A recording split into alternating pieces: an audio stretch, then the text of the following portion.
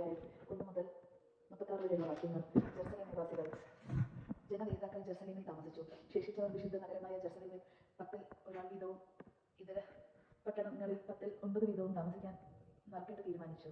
ജെറുസലേമിൽ താമസിക്കാൻ സ്വമേധയോ തയ്യാറായവരെ ജനം അഭിനന്ദിച്ചു.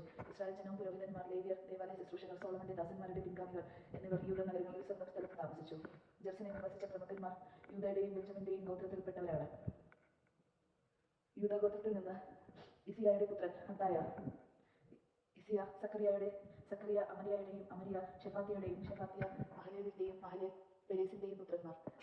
ബറൂക്കിന്റെ പുത്രൻ മാസേയ, ബാറൂക്ക് കെൽഹസയുടെയും, അവൻ ഹസായയുടെയും, ഹസായ അദായയുടെയും, അവൻ യോയാറിബിന്റെയും, യോയാറിബ് ഷിലോന്യനായ സക്കറിയായുടെയും പുത്രന്മാരുമായിരുന്നു.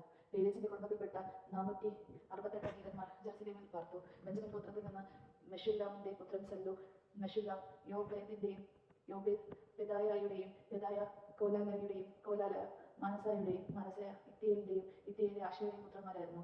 സല്ലുവിനോടൊപ്പം അടുത്ത ചാർച്ചക്കാരായ ഗിബാബായ്, സെല്ലായ് എന്നിവരും ആകെ 928 പേർ. സിക്രിയുടെ പുത്രൻ ജോയേലാണ് അവരുടെ ചുമതല വഹിച്ചത്. ഹസൈനുവായുടെ പുത്രൻ യൂദയായിരുന്നു നഗരത്തിൽ രണ്ടാമൻ. പുരോഹിതന്മാരിൽ യോയാറാബിന്റെ പുത്രൻ യദായ, യാക്കീൻ, ഹിൽക്കായയുടെ പുത്രൻ സെറായ, ഹിൽക്കായെ മെശുല്ലാമിന്റെയും, മെശുല്ലാം സദോക്കിന്റെയും, സദോക്ക് മെറായോത്തിന്റെയും, മെറായോത്ത് ദേവാലയ ഭരണാധികാരിയായ അഹിത്തൂബിന്റെയും പുത്രന്മാരായിരുന്നു. ദേവാലയത്തിൽ ജോലി ചെയ്തിരുന്നവരുടെ ചാർച്ചക്കാർ 822 പേർ.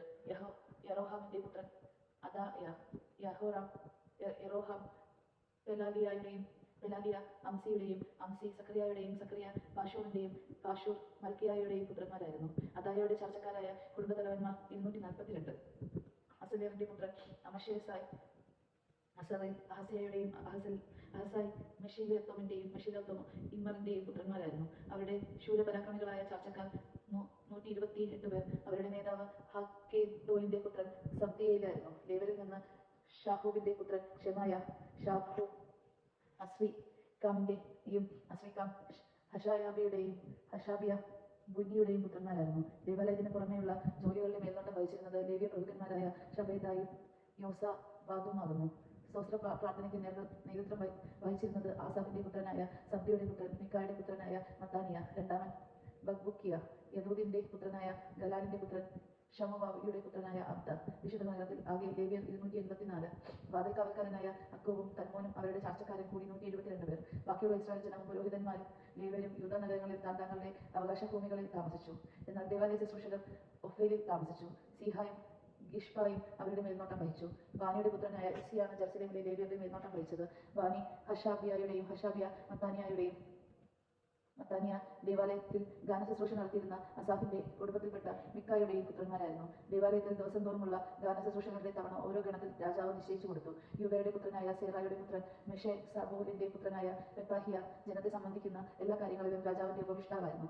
യൂദായിൽപ്പെട്ട ചിലർ കിരയാത്ത് അർബ, ദീബോൺ, യക്കാം, ബേസൽ എന്നീ നഗരങ്ങളിൽ അവയുടെ ഗ്രാമങ്ങൾ, യശുവ, മുളാദ, ബത്പലേത്ത്, ഹസാഷുവാൽ, ബേർഷബ അതിന്റെ ഗ്രാമങ്ങൾ, സിക്ലാഗ്, മെഖോന അതിന്റെ ഗ്രാമങ്ങൾ, എമോൻ, സോറ, യാൽമുത്ത്, സനോവ, അദുല്ലാം എന്നീ പട്ടണങ്ങൾ അവയുടെ ഗ്രാമങ്ങൾ, ലാഖീഷ് അതിന്റെ വയലുകൾ, അസേക്ക അതിന്റെ ഗ്രാമങ്ങൾ എന്നിവിടങ്ങളിൽ വസിച്ചു. അങ്ങനെ അവർ ബേർഷബ മുതൽ ഹിനോം താഴ്വര വരെ വാസമുറപ്പിച്ചു.